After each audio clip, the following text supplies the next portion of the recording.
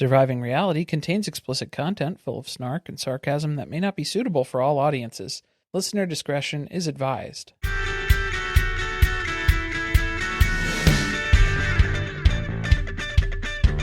Hello and welcome to Surviving Reality. I'm Corey.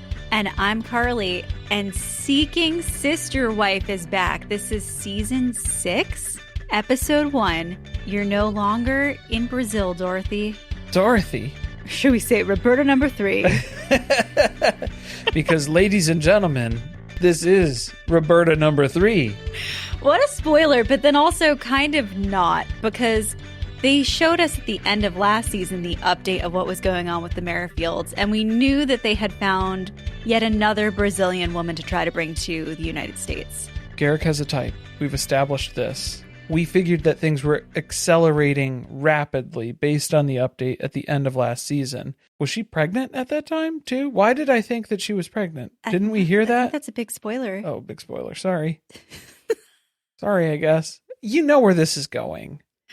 I think we're all aware. I mean, whether or not she gets pregnant, he's definitely going to try to impregnate her. That's a big part of this entire scheme. And I've become more and more convinced that he and Dannielle have realized that they're going to have to get someone pregnant to get them to stay. Otherwise, they'll just up and leave again. And then, yeah, there's no way to keep them in this relationship. You have to trap them here. So they've removed her from her family in Brazil. They're doing this, the other way, I suppose. Seeking Sister Wife the other way, because they're bringing her here. Do you just want to talk about them? Should we just start with the Merrifields? Boy. I mean, I thought we could end with them just because they're clearly the craziest. But, I mean, we've been waiting so long to hear an update of where they're at. Yeah, we should probably just start with them. Okay, so this is the Denver airport trip to pick up Lorrana, a.k.a. Roberta number 3. And we have tons of history of Garrick and Dannielle with 2 N's and 2 L's journey in polygamy so far. Well, we've seen it. Bunch of failed relationships. A lot of failed relationships. A lot of Brazilian women. A lot of money down the drain. I really need to understand what the process in the government is like reviewing these K-1 visas, because this is the 3rd one that they've applied for. And at one point in the episode, Dannielle mentioned that this was just like on the fast track, that this relationship from the day it started to the day she landed in Denver, it's been 7 months. Ish. Yeah, right around there. How is this man continuing to get visas approved to bring women to the United States? Because you have to prove that you have a full relationship with this person. It can't be, I just met someone on a dating app and I want to see how things go. Maybe they'll marry me in 90 days. Well, the other thing I was thinking was just the amount of money, because they had said it costs a lot of money doing this, dating internationally. When Roberta number 1 runs off with some of it. A big chunk. Yeah, because they were talking about thousands of dollars, tens of thousands of dollars. But I was thinking how their business must be doing pretty well if they've all literally disposable income to fly back and forth to Jamaica. So much time. Well, that in Mexico and like everywhere else that they've been going. And then it's just like the amount of time that they have to just think up all of these different relationship dynamics that they're going to explore here and how to accomplish this and where's our next vacation going to be. They seem to be doing pretty well. It's giving C-suite, isn't it? C-suite. I choked on it. Swiss I hated miss. it so much. Yeah, I think that was the other version of that, perhaps. But no, we're going to the airport because we're expecting a delivery today. Well, that's the big question is she going to get on the plane, and is she actually going to get off the plane when she gets here and run into the arms of Garrick? Is she going to clear customs? I think, yeah, is the other part here. Because who knows? They could just send her back, and then she might not make it here. But 3rd time's the charm. That seems to be pretty much what's going on. She's pretty young, though. She's 29. They said that, but then I kept thinking that she just comes across as younger than that. She seems younger than 29. She does. I don't know if that's just my bias because there's a language barrier that I'm treating her as though she's younger because she's not communicating well, which I hate if that's what I am doing. But let us know. Did you think she looked younger than that? Is she maybe lying on her K-1 visa? on her Well, application here. That wouldn't be good. Yeah. Not that we're I'm accusing pretty sure anybody of Garrick anything. has lied a couple of times. Well, yeah, most likely. More likely than not. Is he just leaving huge chunks of the paperwork blank like Ethan Plath's divorce papers? It's hard to tell. I'm really glad that they went this route because when we started watching, I told you, I was worried that they were going to give us all the background of them meeting her on the app and the early days of dating. And I was like, I just want to get straight to her coming here because they've never gotten that far in a relationship. They know. They know what we want. Seeking Sister Wife knows because they also knew. I was shocked that we did not see clips of the Merrifields in like the previews and the promos for the season. They were mostly leaning on the Davis family for a lot of the teaser stuff. So then that made me think, oh my gosh, like I hope that the Merrifields are in the first episode. And then they were. Yes, they're here. We did not get the Davis family yet. Spoiler alert. So they're saving them for subsequent episodes instead. Okay. Did they have Garrick regale us with another story about the sperm entering a woman's brain? Okay, so Because we got some talking points. That was part of his concern about this relationship with Roberta number 3 is that she's had a number of bad relationships with other men and that it's a lot of these men have inserted their sperm into her brain. Well, she's reaching a critical limit. There's only 5 guys, burgers, and fries that you can have relations with. And then after that, you're pretty much incapable of forming emotional connections with people. That's the number. Okay, so just to be clear, there's a body count limit.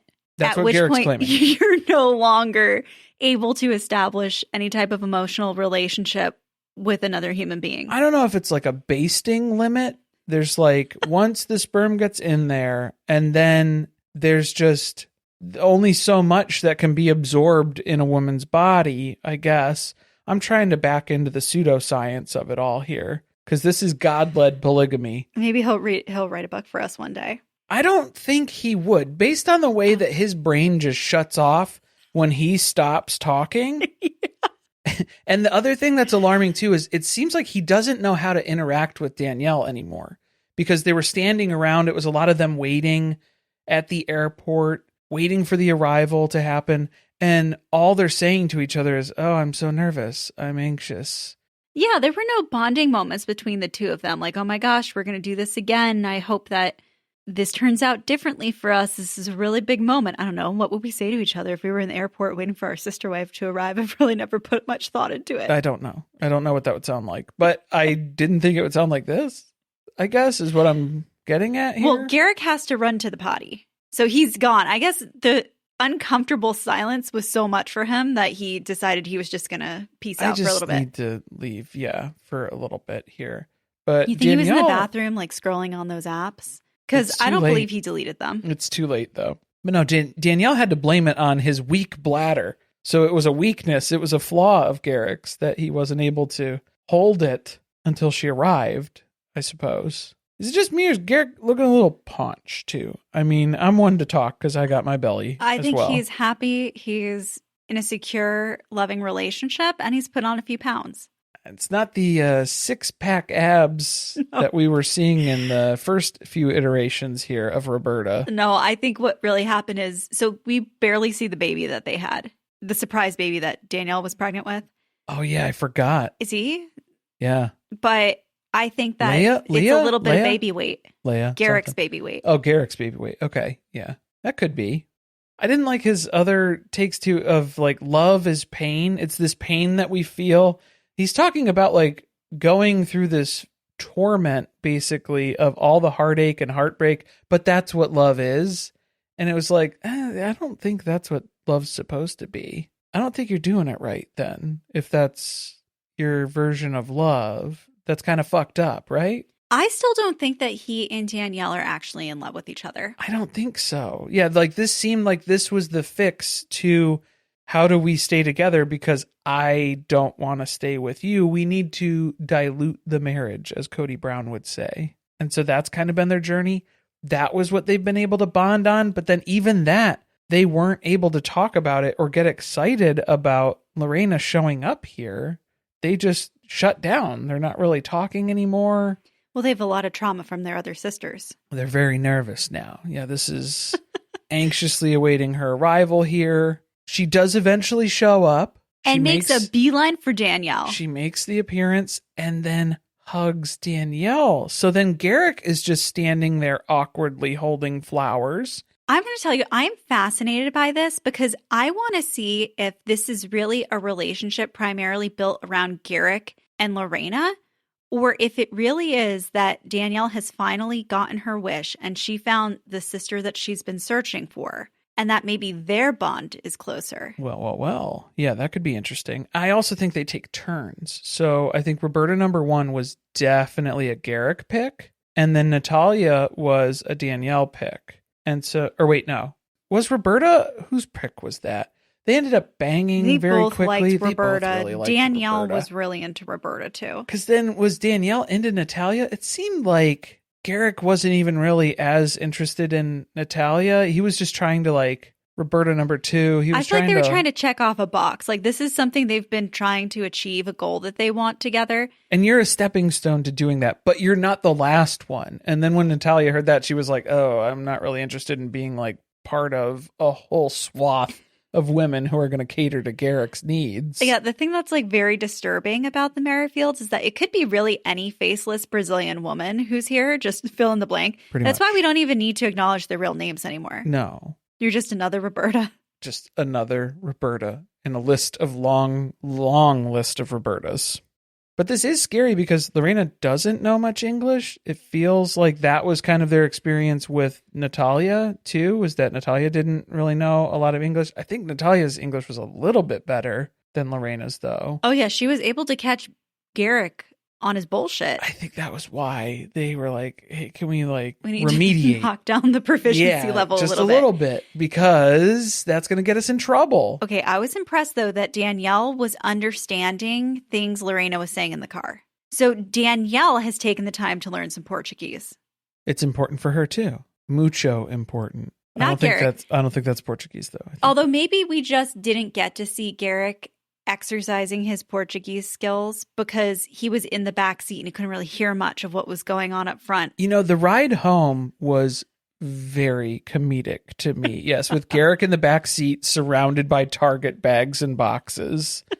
And then eventually he had a Starbucks resting on his belly too.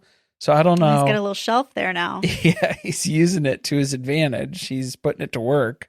But yeah, for him just in the back seat, for when Lorrana is pointing out how there's no houses, there's no buildings, there's no anything here.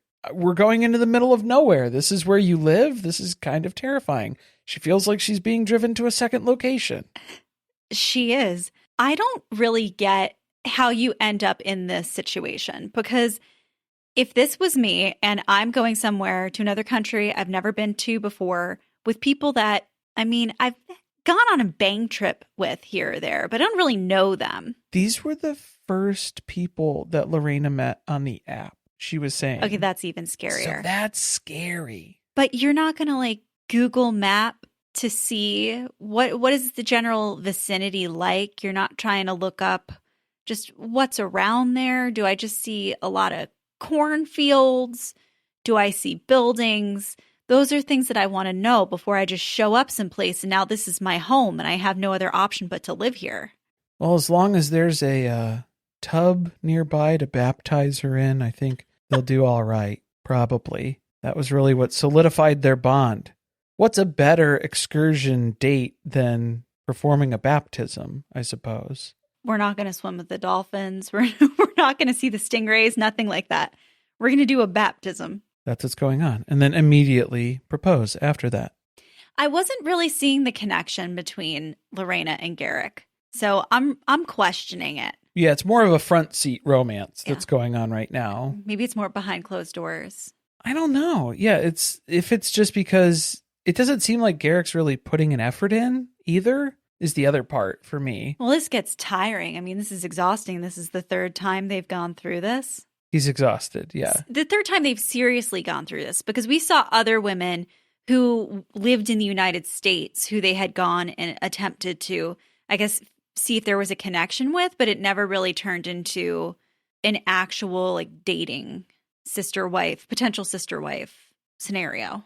So we'll have to see how this plays out. They kind of teased us with the whole reveal here because we end up with them pulling into the driveway. Everybody's nervous to have Lorrana meet the whole family. Yeah, I thought that was funny that they just gave up on taking the kids to the airport now. Because when Roberta number one come here, or when it was when they went to Mexico? They went to Mexico. They all met at the airport. So they're or in just the like, lobby of the hotel or something. Let me know if she actually shows up. I'm going to stay here. Yeah, I'm not getting my hopes up this time. Thanks anyway.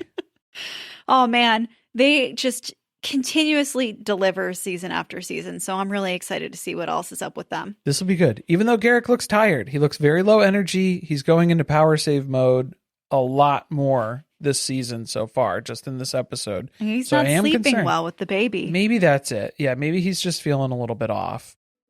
Let's check in with the Peralta family from Connecticut. We have Yessel and Dani. It's another Dani. We got rid of Dannielle from the Davis family and just replaced her with another Dani. So we still have two Danis on this show. Two Danis. Is that a rule? We can never have a season of Seeking Sister Wife now without two Dannielles? Probably not. Yeah. All right. This family, this is a clusterfuck. Let's just get it out of the way up front. Like, this is a disaster. It's not going to work. Yeah, this one's not looking good.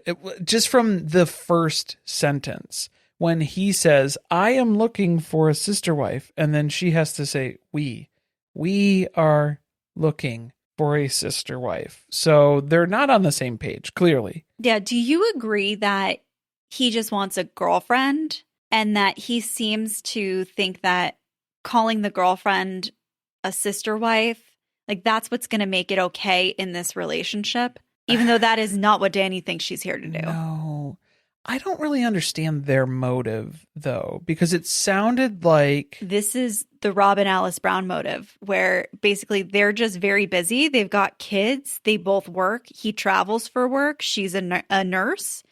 Childcare. They need a babysitter. But in this economy, you more so need a babysitter who can also contribute to the family financially instead of taking money from you. So that's where the sister wife comes in. And Yessel just wants to cheat.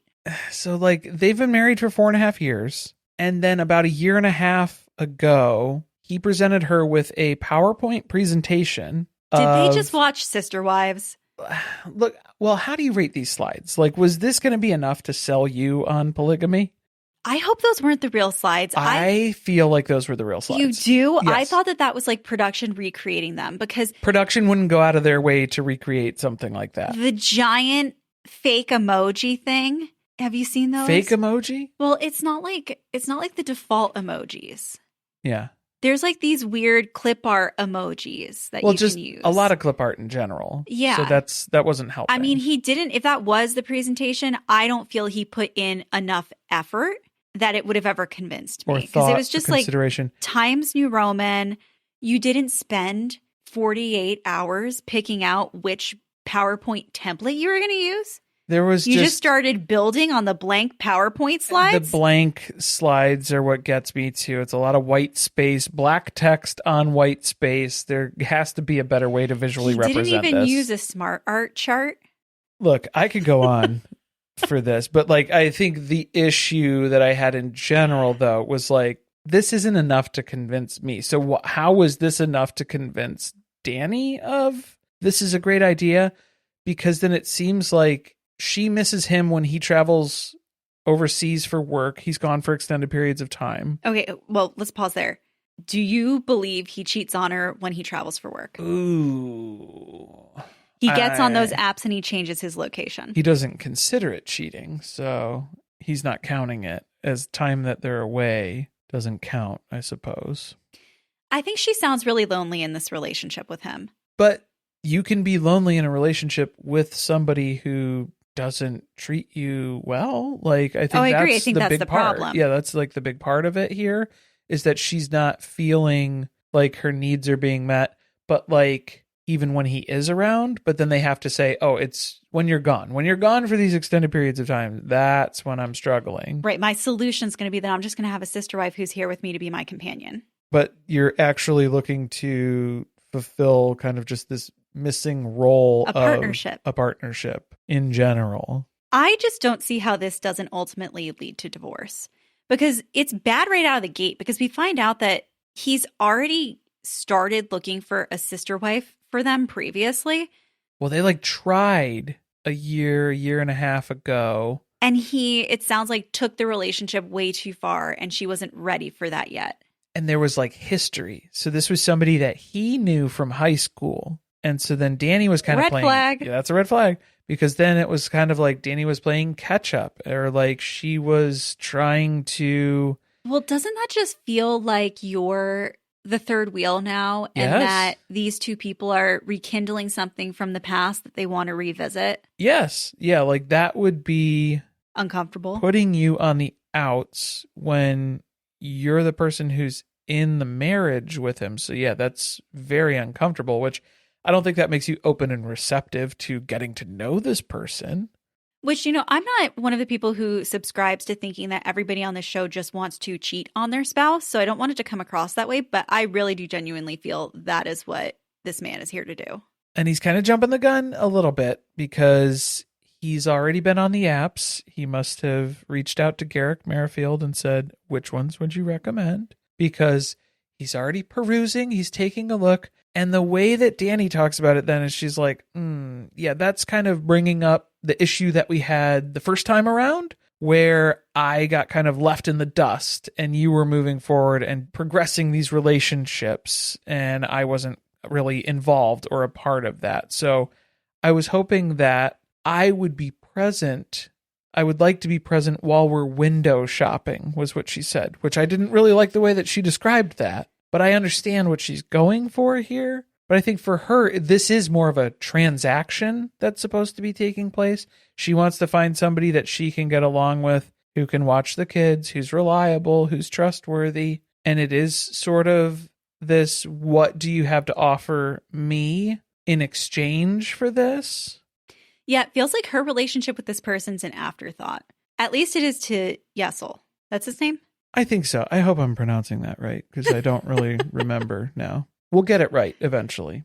He seems more preoccupied with finding someone that he's attracted to and he wants to have a relationship with than finding someone that is going to work for all of them. Like it's going to be a mutually beneficial relationship for all three of them. It's very apparent that he is prioritizing his needs here, which I think that's probably what the problem has been in their relationship, is that she feels neglected or like an afterthought or not considered or any of those things. And that's only going to be amplified and made worse in a polygamy setting. I just also feel like she wasn't assertive enough. At least in the first episode, it felt like she kept having to very quietly be like, right, but we talked about that's not the way we're going to do it this time, right? Rather than getting upset with him for bulldozing over a boundary that she set about how they were going to go about this time and finding out about it later. I mean, it's kind of too late. What are you going to do? Back out? You got the cameras here now, too. It's a whole show. You're she can invested. run them off like Dannielle does. I guess. I mean, yeah, you can try at that point. Dannielle's pretty good at it. Yeah, she could take some Go lessons. back and watch some of those seasons. So Dani has a very close relationship with Yessel's ex. I guess it's just His baby mama. Like Yeah, Leah. I don't know that they were ever engaged or anything. Not like engaged. They were but in a they were relationship. in a relationship for a number of years. Yes. That then kind of went sour, but they had an amicable breakup. And now all of these years later that Dani's come into the picture, they've become very good friends. And she kind of helps facilitate this relationship between them as co-parents. Which that says something too. I mean, that was kind of a little red flag moment for me too, was where Leah was kind of calling out, oh, I don't think that he and I would get along as well as we do without Dani. So she is kind of a go-between, as a buffer, as like an intermediary that works well for them. Yeah, it feels to me like Dani's doing a lot in this relationship. Yeah. Well, and then the thing to call out here too that was interesting was how Dani is open to having Leah join as the second wife here. And Yessel was like, no, not interested in that at all. So he was very against it. I mean, Dani didn't really mention that To Leah. Yeah, or like didn't check with Leah to see what her stance was, which it doesn't seem like Leah would be into this, because when she was saying if he had brought this up with her, she probably would have hit him in the head with a frying pan. So I don't think she's open to it. No, I just think it's the relationship between the two of them that they have, where they're confiding in one another. She can turn to Leah for support, that she has kind of I don't want to say a partnership, but there's a close connection there that we haven't seen between her and her husband as of yet. But he's not going to want her to have that with whoever they pick to be sister wife then. Probably not, because I could see one of the issues being not just that he wasn't interested in Leah being the sister wife because of the past relationship. I think that part of it is also that he feels like the two of them are going to team up against him, and he doesn't like that. The two against one thing. Probably a man we're going to see triangulate the sister wives. And I just think this is going to go very, very poorly, because it's already off to a bad start with him not going out of his way to include her in the process of finding somebody. Well, it's the what ifs and the rules of engagement, and we're seeing flashbacks of what almost tore your relationship apart the last time you guys tried to do this. So like, we're kind of treading the same ground and it's going the same way. So like, do we think that this is going to get better, or is there room for improvement? Obviously, yes, because it didn't go very well last time. So what is this going to be? Don't know. Unsure, undefined, but it seems like there's enough concern, enough red flags to say, I don't think this one's going to go well. All right, I want to make a bet that if they get to the point where he goes on a date with another woman, that he immediately sleeps with her. Yeah, since the only thing that... You can't even counter it. No, well, the only thing that she was saying, Dani was like, I just want one-on-one connection before things get too serious, was kind of her general consensus. Well, she wants to meet the person first. She wants to meet them. Because yeah, like there's to have no him... point in Yessel starting a relationship with somebody if it's not a good fit between her and this person. Because like, it's okay for them to talk, initiate first, but then she's going to like clear them for continuing and increasing the seriousness of the conversation and the relationship. So I think that's what she's holding on to. And then she's going to quickly realize, oh, I actually don't have a say in this. Well, the second new family that we met in this episode are the Williamson family, Reise and Billie Jean. Billie Jean. Yeah. You're not going to hit us with like any Michael Jackson notes or anything? Probably not. I don't have my headphones on for that. I'm not able to monitor the input that I'm providing for that. Maybe if they strike me. It hasn't come up yet naturally. All right. So maybe next week. I don't know. Even though Reise is singing in the shower, but he was not singing Michael Jackson tunes. He's singing show tunes. Look, Reise is going to have a very tough time with the audience of this show, because they address it right out the gate that Reise comes across, I don't even like saying it this way, it's just this is what people are going to say. They're going to say he's gay. They think he's gay. They're going to be convinced of it because he likes show tunes and he's a little overly enthusiastic about things. And he mentioned the pitch of his voice at one point. That was like his own theory as to why people sometimes think this about him. You know, for addressing it right out the gate, they didn't address it in the first scene. They kind of let you come to your own conclusions about him. First impression, Rose, that you decide. And it was kind of just, they're living in rural Indiana. They have a lot of animals and critters. There's chickens in the kitchen. Why? The chickens live outdoors and have a pen. Yes. But they came inside for breakfast. Just a couple of them. They needed fresh eggs. They also have 2 babies. This perplexed me at first because I don't think they're twins, but they're babies of a similar age. Very close in age. Yeah. We don't know if they were twins though, I guess. And they were saying that they had some fertility issues. And so they were exploring IVF. And that's kind of what got their conversation started on looking into polygamy then. If there were more wives, we could have more kids, bigger family. It's kind of that sort of train of thought that got them here into this part of their search. But they don't even know what they're getting themselves into. Yeah, well, really. My worry is that everybody's going to be so preoccupied with worrying about Reise's sexuality that they're not going to talk about what I see to be the more concerning part of this story, which is that, like, very clearly there's infertility trauma involved here. And the fact that they've decided the answer to growing their family is to bring a sister wife in. Do you really want the sister wife, or do you just want the children that sister wife is going to birth? And then what's to stop if that sister wife no longer wants to be part of the family to then take those children and leave? So, like, there's those sorts of considerations too. Right. We saw how complicated that was on Polyfamily. Yes. Where they're concerned about having brought these two families together and then what's going to happen if someone decides to leave. It's all legally very complicated.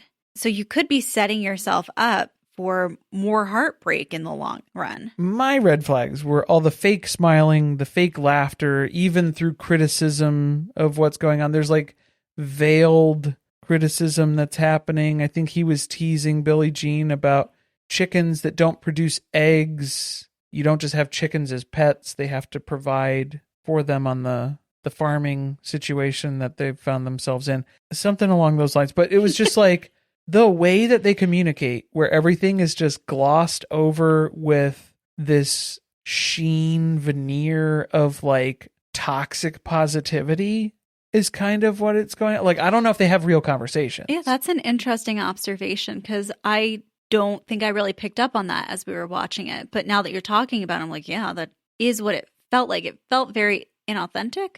And not like that they're not inauthentic in the way of like that they're not who they present themselves to be or anything like that. It's just, I don't know if they're able to communicate effectively, voice what they want or desire out of this, and then are you able to then follow through on that too? Mm-hmm. I think that's the whole other part of it, is then if you do come to a consensus, can you stick to that too? Because the other thing that makes me concerned is they were talking about how they don't really have rules for how they're going to go through this. We'll just figure it out as we go. We know how that usually goes. Not good. Not too good. You got to have a very clear-cut plan. And even then, you kind of have to adapt on the go. And then those situations usually cause problems. Yes. But yeah, if you're not able to maybe deal with conflict, which it sounds like maybe they're, based on, first impression, seems like that might be a sticking point for them. Conflict averse and like people pleaser type tendencies. Yeah, having a third person enter your relationship is going to be difficult to navigate if that's the case. Yes. Now, they met back in middle school. Middle school in show choir, specifically. A lot of show choir friends for Reise. Didn't really branch out outside of show choir, the musical theater. That's where we've established our friend group since grade school, since middle school, and we've kind of stuck with that. He's a townie. He's a townie. Reise is a townie. He's local. Now, I want to address, because they end up going out to a Mexican restaurant with very good-looking fajitas. And the margaritas were huge. Giant margaritas. Big ol' margaritas. They meet up with somebody that they also knew from high school, from show choir or Kayla. drama club or something. Yeah. And, they're talking about one of the concerns is that they're worried that women aren't going to think that Reise is straight when they meet him, and that that's an issue that he's had in the past when he's trying to date. And so they think that's going to be a challenge. Because he loves the arts. He loves people. He comes off a little feminine. Billie Jean threw around the word flamboyant, which Reise kind of took offense to. He did. He was a little, turned his head sideways at that one, but didn't really dispute it. Some internalized stuff there with maybe. that. I mean, I'm sure that he's heard way worse. He reminds me of somebody that I went to high school with. I guess we'll call him Ralph. I'm not going to use his real name. Okay. And Ralph would come into class and you just be like, oh, fuck, I have a class with Ralph, because you knew that every day he was going to walk into the room and his presence had to be known. Yeah. And that he would enter singing or just making a show of himself. He was in, drama club and show choir and all the things, but made it very clear that he was there for the girls, because he was one of the very few guys who were involved in those activities. So he got to be like the ladies' man of the group. He was annoying. He's still annoying.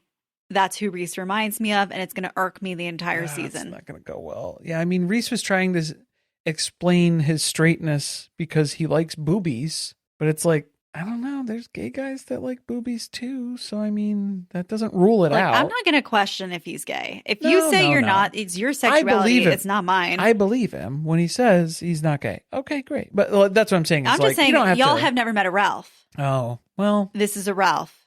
Get used to him because he's here. He ain't queer. He's not queer. And if he was, he would let us know about it. He made that. Wasn't that part of what he talked about? The Michael Scott defense of if he were gay, he would be the loudest and proudest of them all. I would be the gayest gay. Out there queerest. Leading the parade. I believe him. I do believe him too. And that's what I'm saying. It's like, yeah, he doesn't have anything to hide. He doesn't have anything to gain from doing this. Like, convincing people that he is straight? No, then that would just be living a lie then at that point. So I don't think he has anything to benefit from ignoring this or hiding and shying away from this. No, because I think he'd do much better looking for a gay partner than searching for a heterosexual sister wife. He might be better off seeking. Well, that was the strange part too, was that this was Billie Jean's idea for seeking sister wife. And so then it was like, well, why don't you guys seek just brother? Just because she's baby hungry. Well, yeah, but then why don't you seek brother husband? I mean, I guess I get that. Okay, that was the low-hanging fruit that I'm expecting the jokes to be about. Oh, okay. That he's on the wrong show. He meant to be on Seeking Brother Husband. No, but like, I mean, I guess the fertility thing, that makes sense because then they have like compound goals. They're thinking about like the family farm that they're going to have a bunch of different houses and everybody's going to have their own place and it's going to be one big happy family out on the farm. This is kind of like that family on Love Off the Grid. Was that the name of that show? Yes. Man, when are they going to bring that back? I don't know. That was amazing.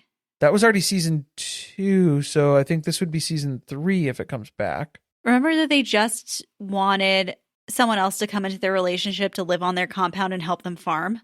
Yeah, they needed help with the farm. Farm hands.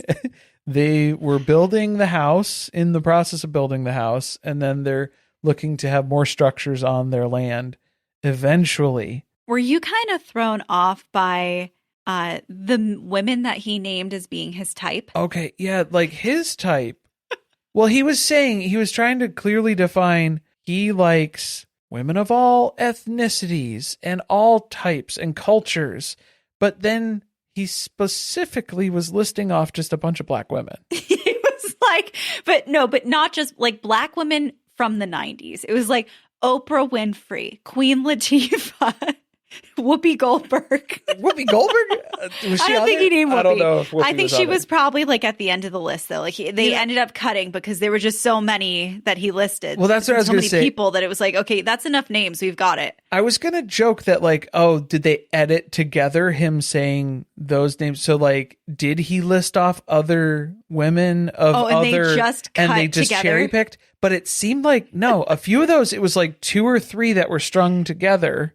So like they didn't cut around that. A few that they did cut together of like groups of them, but then it was just like, okay, we're very specific on a type here. Oprah Winfrey on the farm though? I don't think she's going to be down with that. I think she started a lifestyle magazine.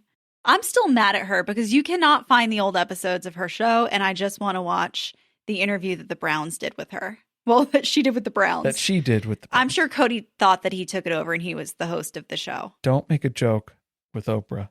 She doesn't like jokes. We did learn that. We learned that from Robin's #1 New York Times bestseller. No, that was Christine's. Oh. That was Sister Wife. Oh, we learned. That was the story behind the story. We learned about how being on Oprah ruined the magic of television for Robin. Yeah, that broke the illusion of the talk show. Reese tries to flirt with the waitress, or who they're trying to tell us was a waitress. Production plant. Right. Well, he touched her too. So it's like, I don't think you can touch a waitress. Please don't. You really shouldn't. She did look alarmed. She was. She was terrified. She was scared, and rightfully so. I don't want anybody interacting with me in that way in a professional setting. I do kind of think she was like, oh, this queen is kind of chatting me up. And then... Oh, no. And then he reached for her and she was like, whoa, that made me uncomfortable. That wasn't what I was expecting. Between that and then when she walked away and then he said, "Thank you, beautiful." And nobody liked that. Everybody at the table was like, "Ooh, that was a bridge too far." I think that was uncomfortable. If he had said like, "Thanks, bitch," or something, like that would have been, yeah. No, he's missing the Barry Plath Riz. He needs Riz. Is that it? Is that what he needs? You know what we need? We need a dating show on TLC, like The Pickup Artist, but led by Barry Plath. Oh, no. Make it happen, TLC. No, I don't want that. Really? I feel like they're kind of short on new ideas. That's one that I'm throwing my hat in. That's your gift. Yeah. Your curse. If you guys want to take that one and run with it. I don't recommend it. It doesn't have legs. Could be a web series, though.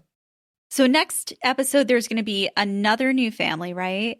And then we're going to have the Davis family, hopefully. I believe so. I'm trying to remember what was in the preview. Because we've got to hear about how Dannielle must have packed up all her plants in the middle of the night again and just escaped. I'm only 22. She took her plig lashes and her plants and she fled in the middle of the night. She almost didn't make it out of there. Yeah, she had to worm her way out of that bed. Yeah, they kept pushing her closer and closer to the middle. And then, she wasn't going to be able to get out of there on her own. I'm very excited for this season. We have so much going on the podcast right now. Not only are we talking about Seeking Sister Wife here, we are recapping the new season of Sister Wives, season 20 over on Surviving Sister Wives or Other podcast. And we're going to be recapping Special Forces on Fox, where Cody Brown is going to cosplay being in boot camp. If you want access to those episodes ad-free and early, make sure you sign up over on the Patreon, patreon.com/survivingpod, where we're also doing Real Housewives of Salt Lake City after parties. That is important because some of y'all have been sending us messages asking where the Housewives recaps are.